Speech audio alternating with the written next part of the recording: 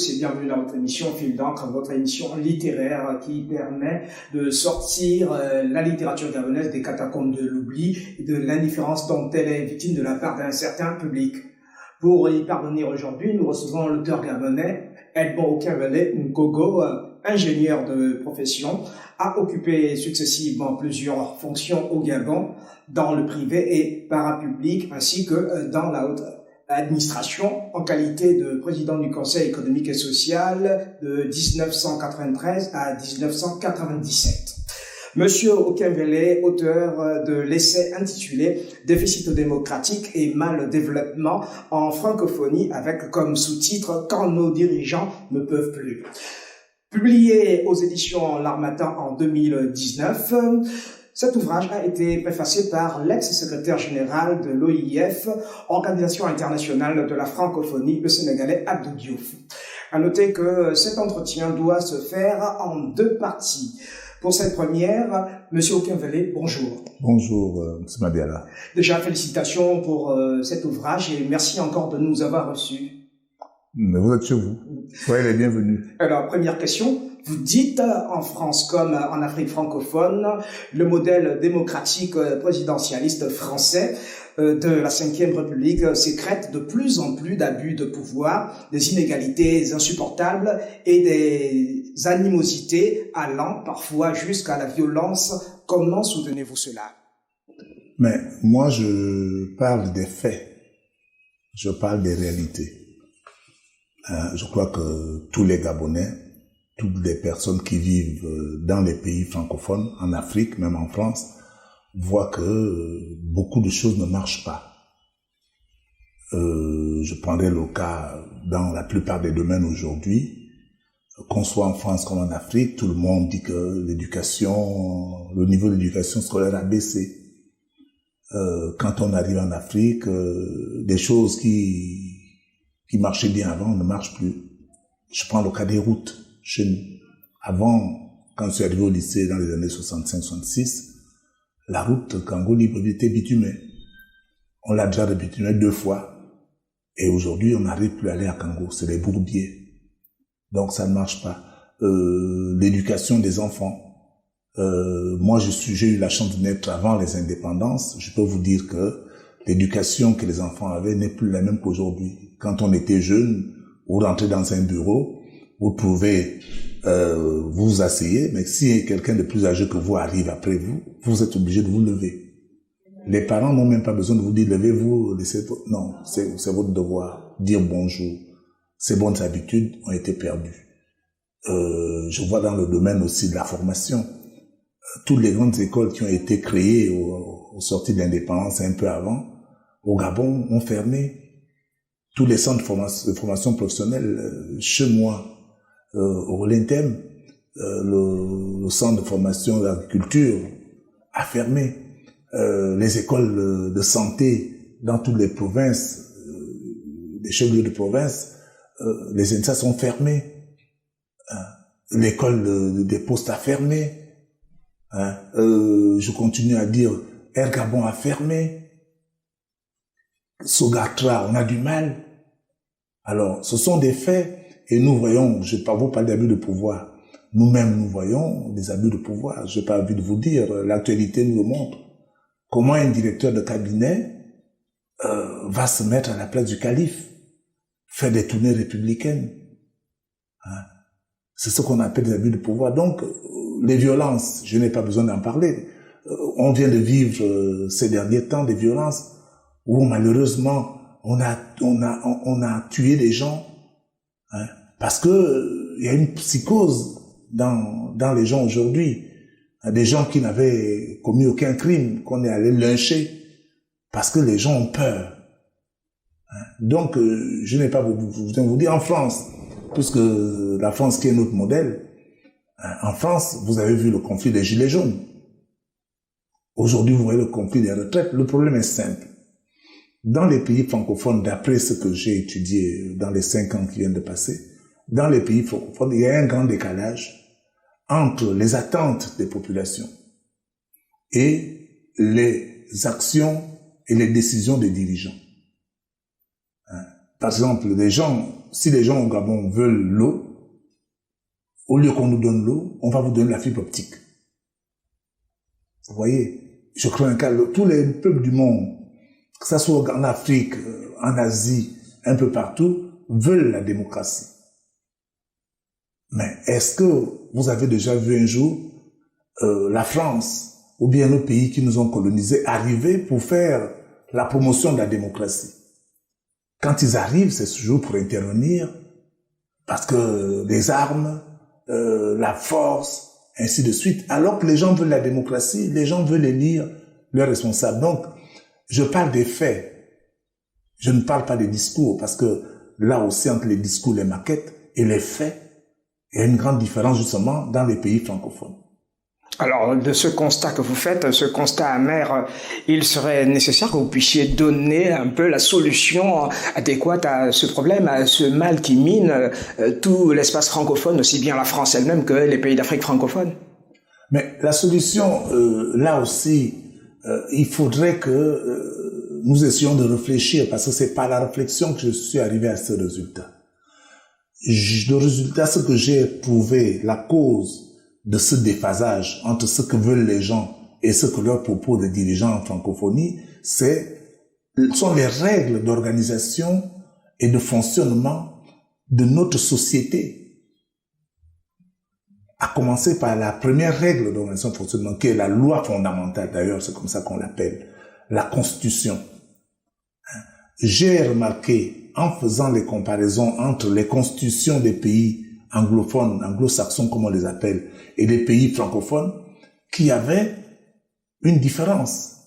Et que tous les pays francophones, pour la plupart, fonctionnent avec la même constitution qui nous a été léguée lors des indépendances par le général de Gaulle en 1958. Et c'est cette constitution qui concentre le pouvoir dans les mains du seul président de la République. De Gaulle l'avait fait pour lui-même. Mais il nous l'a légué comme ça. Donc, le président de la République dans les pays francophones, que ce soit au Gabon, que ce soit au niveau du Congo, au Cameroun, n'invente pas. C'est la loi qui lui dit qu'il doit se comporter comme ça, qui lui dit qu'il est le chef du pouvoir politique, du pouvoir législatif. Il est le chef du pouvoir législatif, il est le chef du pouvoir exécutif. Il est le chef du pouvoir, il est le chef du pouvoir judiciaire. Il est le chef du pouvoir économique. Je peux vous donner des exemples rapidement. Déjà, il nomme, dans la Constitution électrique, c'est lui qui nomme la plupart des responsables de ces institutions. Donc, à partir de ce moment-là, et je préfère, d'entrée de jeu, vous avez posé la question, bien dire aux Gabonais pourquoi. Quand De Gaulle arrive en France, au pouvoir en 1958, il trouve un régime parlementaire en France. Le régime parlementaire, d'après mes études, est celui qui donne le plus de démocratie. Parce que tout le monde sait que la définition de la démocratie qui est la plus usuelle, c'est celle de Lincoln, qui est le pouvoir du peuple, par le peuple et pour le peuple. Donc, qu'est-ce que De Gaulle a fait? Quand vous regardez les constitutions dans les grandes démocraties, les constitutions, nous avons toujours, en titre 1, le Parlement ou le Congrès, c'est-à-dire les représentants du peuple. En titre 2, vous allez avoir l'exécutif, c'est-à-dire celui qui exécute. Ce que nous avons ici au Gabon, l'exécutif au Gabon, c'est le président de la République. Vous avez le président de la République, et enfin, vous avez les autres pouvoirs, le pouvoir judiciaire, le pouvoir même du président au Parlement, parce qu'un président dans un régime parlementaire n'est pas le chef de l'exécutif. Il a un rôle d'arbitre entre les problèmes, s'il y a des problèmes entre des institutions. Il a aussi un rôle d'autorité morale. C'est-à-dire quand les mœurs sont en train de mourir, comme on assiste à ça aujourd'hui dans les pays francophones, c'est lui qui intervient pour essayer d'amener ce que c'était la société, ce que les gens veulent. Donc, De Gaulle, qu'est-ce qu'il a fait? Il a pris donc le chef de l'exécutif qui était lui-même, puisque lui, en plus, c'était un militaire. Il a pris l'institution exécutive, le pouvoir exécutif, il a mis au-dessus du pouvoir du Parlement. C'est-à-dire le pouvoir qui dépend du peuple. Donc, il est au-dessus du peuple. Donc, il est au-dessus des lois. C'est pourquoi que les gens s'étonnent parce qu'ils n'ont pas bien approfondi la question de voir que souvent, le président de la République peut changer la Constitution rapidement parce que il est au-dessus. Il a de telles prérogatives jusqu'au point d'être Dieu le Père. Le discours, c'est que lui, il est au-dessus de la loi. Mais dans les pays francophones, le président de la République, c'est la première institution. Le Parlement, c'est la deuxième. Quand vous voyez la hiérarchie, le chef, c'est ça. Hein? Donc, le problème de fond, il est là. Ce qui fait, c'est que dans les pays francophones, j'ai l'habitude de le dire, nous marchons sur la tête. L'exécutif, qui sont les membres, sont au-dessus, commandent la tête. Vous voyez, nous avons la charrue qui est avant les bœufs. Puisque c'est le peuple qui doit tirer la société. C'est le peuple qui doit tirer, dire au président, voilà où on part. Mais dans les pays francophones aujourd'hui, c'est le président qui dit, voilà la route. Donc finalement, on ne respecte pas les principes de la séparation des pouvoirs chers à Montesquieu, en fait. Surtout de la démocratie. Et comme vous parlez de Montesquieu, vous savez bien ce qu'a dit Montesquieu. Montesquieu a dit, il est naturel pour tout homme qui a le pouvoir de chercher à l'augmenter. C'est ce qu'a dit Montesquieu. Si on n'y met pas des contrôles... Il faut les contre-pouvoirs. Il faut des gens, il faut des lois qui lui empêchent de faire ce qu'il ne doit pas faire. Vous comprenez? Donc, le problème de fond qu'il faut d'entrée expliquer aux gens, c'est que moi, je propose le changement du système. Un système, c'est quoi? Un système, c'est l'ensemble des lois et des règles qui organisent et qui font fonctionner la société. Il y en a trois systèmes. Lesquels? Vous avez d'abord la dictature, c'est un système. Vous avez l'autoritarisme, c'est un système autoritaire. Et vous avez la démocratie. 95% ou 98% des pays dans le monde, des 152 ou 160 pays, ont choisi la démocratie.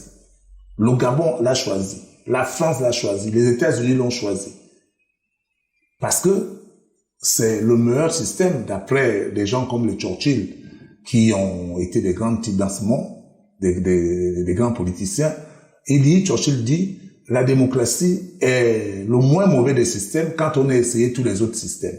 Donc c'est ce que tout le monde a pris. Donc les trois systèmes sont dictature, système autoritariste et démocratie. Après maintenant, en dessous de cette démocratie, vous avez ce qu'on appelle les régimes. Vous avez 2 ou 3 types de régimes dans cette démocratie. Vous avez le régime parlementaire qui est utilisé par la Grande-Bretagne, l'Angleterre, les États-Unis. On enlève un peu les États-Unis, je vais vous expliquer pourquoi. L'Allemagne et la plupart des démocraties dans le monde ont des régimes parlementaires. D'ailleurs, quand vous avez le classement des démocraties, les gens peuvent aller dans Google ou bien dans Internet, ils verront que les régimes parlementaires dans le classement des démocraties dans le monde sont en tête. Et ce sont d'ailleurs les pays scandinaves. Les gens ne le savent pas, mais il faut le leur dire. Et vous voyez que la plupart des gens, donc j'ai dit, il y a le régime parlementaire, après le régime présidentiel. Le régime présidentiel, c'est ce qui est utilisé aux États-Unis. Les Américains ont le régime présidentiel. Et le régime présidentiel, la différence avec le régime parlementaire pur, c'est que dans le régime présidentiel, la séparation des pouvoirs est rigide. Vous qui parlez de Montesquieu, de séparation des pouvoirs. C'est-à-dire, quand vous avez une institution comme le président de l'exécutif, le président de la République, le Parlement ne peut pas, pendant le mandat, agir sur le président. Et le président ne peut pas agir sur le Parlement. Il ne peut pas imposer sur le Parlement comme cela se passe dans les régimes, dont le dernier régime, c'est le régime présidentialiste, que les pays francophones ont aujourd'hui. Vous voyez que tout le monde se plaint que dans les régimes francophones, la justice aux ordres, l'économie, c'est le président qui donne les marchés, peut-être pas directement, mais quand vous regardez bien, indirectement ou directement, tous les pouvoirs sont dans les mains du seul président de la République. Et c'est ce qui fait des abus. Je vous donne un exemple, vous qui parlez de Drouat et de Montesquieu. Un journaliste français, je crois qu'il s'appelle Monsieur Créti, la dernière fois, LCI a dit ceci. Il a posé la question à un journaliste, mais lui-même aussi expert et journaliste, il dit, mais est-ce que vous pouvez me dire dans le monde, quel est le pays où il y a autant d'hommes politiques qui sont mis en examen que la France? Dans quelle démocratie dans le monde? Est-ce qu'aux États-Unis, il y a autant d'hommes politiques qui sont mis en examen? Est-ce qu'en Angleterre, il y a autant d'hommes politiques? En Allemagne, en Espagne, au Portugal. La France bat le record. En France, 2 présidents de la République sont mis en examen. Le défunt Chirac et le président Sarkozy. Ne parlons plus des autres. Fillon qui va passer dans quelques jours. La plupart des gens, Cahuzac, ainsi de suite, on peut les citer. La liste est longue, ça n'en finit pas. Donc, pour vous dire que ce système présidentialiste que j'ai découvert, qui est la cause de nos souffrances, doit être changé. Il faudrait qu'on explique aux Gabonais, d'abord, qu'est-ce que c'est ce système présidentialiste? Parce que beaucoup de gens ne lisent même pas la Constitution. Ils en parlent sans la lire. Hein? Donc, ce système présidentialiste est celui où, j'ai l'habitude de le dire, le président de la République est même au-dessus de Dieu. Il fait des choses que Dieu ne peut pas faire.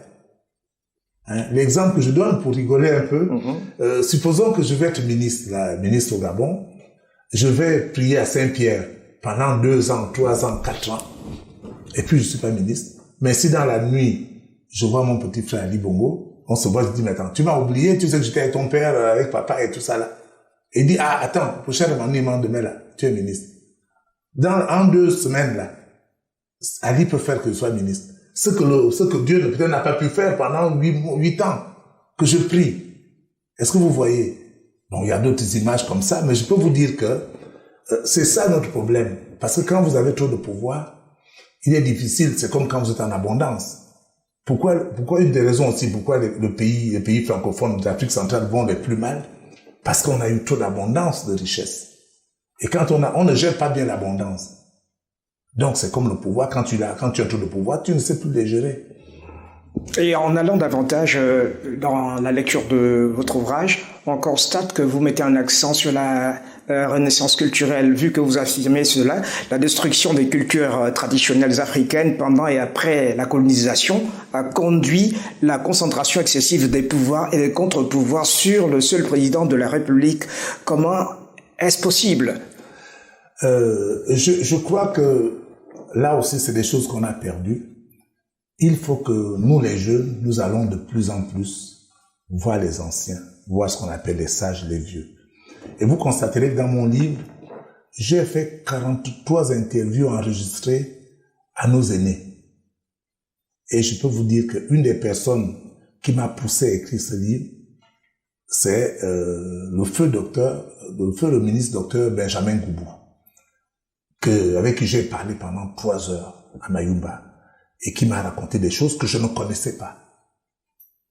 Et je peux dire que les Gabonais qui sont nés après l'indépendance, surtout dans les années 70-80, n'ont pas connu comment fonctionnait la société gabonaise. Le défunt président Obuligende, que j'ai interviewé 1 an ou 1 an et demi avant sa mort, nous avons parlé de ça pendant 3 heures. J'ai été au Cameroun, chez les Bafous, les rois des Bafous, chez les Asika, les Mienè, les Pongoué. Je me suis informé chez nous dans nos villages comment la société gabonaise fonctionnait avant. Et moi-même, j'ai vécu un peu parce que je suis né en 54. Mais je peux vous dire que dans aucune de ces sociétés anciennes, le pouvoir n'était concentré dans les mains d'une seule personne. Il n'y a pas quelqu'un qui avait droit de vie et de mort sur tout le monde. Tous les rois n'étaient là que pour faire l'arbitrage. Les rois, c'est ce qu'on appelait les chefs. Ils sont là pour faire l'arbitrage. Il y a un problème, on vient les voir, tel et tel sont en problème. Il écoute celui-là, il écoute celui-là, puis il dit, bon, écoutez, voilà. Mais les chefs, dans nos sociétés traditionnelles, n'étaient pas jugés partis comme aujourd'hui, où le président de la République est en même temps arbitre, en même temps, pratiquement, je dirais, entraîneur d'une équipe. Comment voulez-vous en football que l'entraîneur d'une équipe soit en même temps l'arbitre du match? Ce match, son équipe va forcément gagner. Ce sont des exemples de... par exemple, chez les Bafous au Cameroun, il y a un chef qui est entouré de 9 sages. Et je peux vous dire que c'est ces sages qui dirigent, chacun amène, ainsi de suite. Moi, je suis écan, fond. Mais l'Umvet trace la culture, sont les épopées du Umvet. Akomamba n'était pas le chef suprême d'Engon. Engon, les pouvoirs étaient partagés en 4. Tout ça là, j'en parle dans mon livre. Et chacun était chef dans son pouvoir. Celui-là était chef de l'armée, celui-là chef de l'économie, celui-là chef des soins, des médicaments, celui-là chef des événementiels. C'est pas Akoma qui décidait tout. Donc, dans aucune société traditionnelle que j'ai eu à prendre pendant les 5 ans que j'ai fait mon livre, il n'existait aucun chef n'avait le pouvoir suprême, pouvoir de vie et de mort sur des gens. Or, aujourd'hui, à quoi on assiste? Je suis président de la République, je suis de Oyem. Dès que je suis président, demain vous allez voir, à Oyem, toutes les maisons vont monter. On va faire un aéroport international, on va faire un hôpital international. Mais non. Mais là, il y a comme un problème de politique d'aménagement du territoire, en fait. Non, d'abord de partage. Parce que là aussi, vous me donnez l'occasion de bien définir. Si j'avais un seul mot pour définir la démocratie, je dirais c'est le partage. Le partage. La démocratie, c'est savoir partager. Partager le pouvoir politique. Partager le pouvoir économique. Partager le pouvoir, tous les pouvoirs qui arrivent après. C'est le partage. Les problèmes que vous soulevez sont des problèmes, je dirais, de développement. Parce que quand moi j'ai écrit mon livre, j'ai d'abord cherché à savoir pourquoi nous ne sommes pas développés. Pourquoi on construit les choses aujourd'hui, demain ne marche plus. C'est ça que je voulais savoir. Et j'ai vu que cette démocratie aura du mal à se mettre en place parce que politiquement, il n'y a pas de partage. Je ne sais pas si je m'explique bien. Donc, les problèmes de territoire dont vous parlez. Par exemple, dans ma proposition de changement de système, de régime, dans ma proposition, je veux un système parlementaire et on a créé le fédéralisme comme l'Allemagne. Avec le fédéralisme, vous arrivez à mieux partager les richesses sur tout l'ensemble du territoire. Aujourd'hui, quand je vais dans nos villages, les écoles sont pratiquement abandonnées. Les hôpitaux sont abandonnés. Parce que tout le monde a quitté le village pour venir à Libreville où il y a tout le pouvoir. Et pourquoi les gens viennent à Libreville chercher le pouvoir économique? Tous les pouvoirs sont à Libreville, pouvoir politique, pouvoir économique, tout. Pourquoi? Parce que 95%, là aussi j'en parle dans mon livre, 95% du budget du pays est décidé et dépensé à Libreville. Libreville consomme pratiquement, la zone de Libreville consomme pratiquement 95% du budget du Gabon. Par très peu de personnes en plus. Mais dans un cercle qui environne 22 km² seulement, même parce que quand vous êtes même Libreville, dès que vous êtes en Toum, vous ne voyez plus les Sassa même. Personne ne s'occupe des Sassa. Au 17 août, nous mettons les drapeaux le long du bord de mer. Est-ce qu'on met les drapeaux sur la route qui va à Sassa? Il n'y a même pas de lumière et personne ne s'en occupe. Vous voyez? Donc, il y a un problème de fond c'est qu'il faut changer ce système, il faut changer, pas le système, il faut changer ce régime. Et donc, l'ensemble des lois qui organisent et qui font fonctionner notre société aujourd'hui sont à changer. Cette constitution présidentialiste qui nous a été donnée lors des indépendances par la France doit être changée. En démocratie, puisque nous avons changé dans le système, on a choisi la démocratie, c'est le peuple qui a le plus grand pouvoir. C'est le peuple qui décide, qui réfléchit, qui décide au Parlement. Et l'exécutif, qui est le chef du gouvernement, le Premier ministre, dans un régime parlementaire, exécute. C'est ça le problème de fond. Il faut qu'on y arrive, parce que sinon, les gens se posent des problèmes d'hommes. Aujourd'hui, nous avons un président de la République qui s'appelle Ali Bongo. Moi, au Kévédé, je dis non, Ali n'est pas bon, je dois le remplacer. Et demain, on me met là, on verra que ça va pas aller mieux. Tous les pays, avant, on n'avait pas encore changé beaucoup de présidents, mais la plupart des pays francophones africains qui ont changé de président ont vu que, peut-être même l'ancien était mieux. Bon, ça c'est l'Afrique. Prenons le cas de la France. Depuis 1960, la France a changé 8 présidents de la République. 8. Et les Français, encore aujourd'hui, se plaignent encore de Macron. Et moi, je dis, ce n'est pas un problème d'homme. C'est un problème de système. Le système, à nouveau. À nouveau. Mais à vous écoutez, on peut être tenté de dire que M. Okinwele a des intérêts présidentialistes pour les futures élections présidentielles. Je rigole parce que c'est bien de me poser cette question. Je suis sûr que tous les gens qui me voient me débattre se posent cette question. Même sont même sûrs que Okinwele sera candidat en 2023 aux élections présidentielles. Je peux vous dire que c'est pas ça ma tasse de thé. Pas du tout. Parce que moi, je ne pense pas qu'avec ce système, je pourrais rendre les Gabonais heureux. Et deuxièmement, faisons un peu de fiction, puisque vous voulez parler des choses peut-être qui intéressent les gens. Si demain, ou en 2023, on va au présidentiel, ce Mabia-là, il y aura combien de candidats? Mais comme d'habitude, un homme fleuve. Une vingtaine, peut-être même une trentaine cette fois-ci. Mais, franchement, pensez-vous que si je suis le 32e candidat, ça va changer les choses? Pourquoi pas? Peut-être parce qu'elle ment. Pas avec ce système. Ce que je vous dis, ce que je dis, je l'ai dit dans l'École du Nord ou bien dans Nkoul.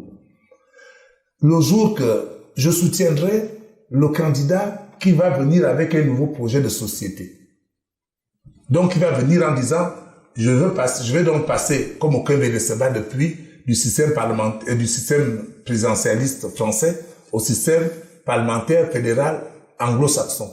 Celui-là, je le soutiendrai. Mais moi-même, je ne serai pas candidat. Je vais décevoir beaucoup de gens parce que des gens se disent, je fais ça. Non. Je leur dis, parce que d'abord, ça ne servira à rien. Je serai le 25e ou 26e candidat. Ça ne changera rien. Ça fait même partie des choses qui tuent la société gabonaise. Donc, je ne vais pas faire quelque chose que je reproche déjà aux gens. Je ne le ferai pas. Mais par contre, quand la personne qui viendra pour changer le système, qui va faire la transition, va faire cette transition, ça veut dire quoi? On va mettre en place une constituante qui va réfléchir sur la nouvelle constitution, parce que celle-là ne sera pas la constitution anglo-saxonne comme elle est chez les Anglais ou chez les Allemands.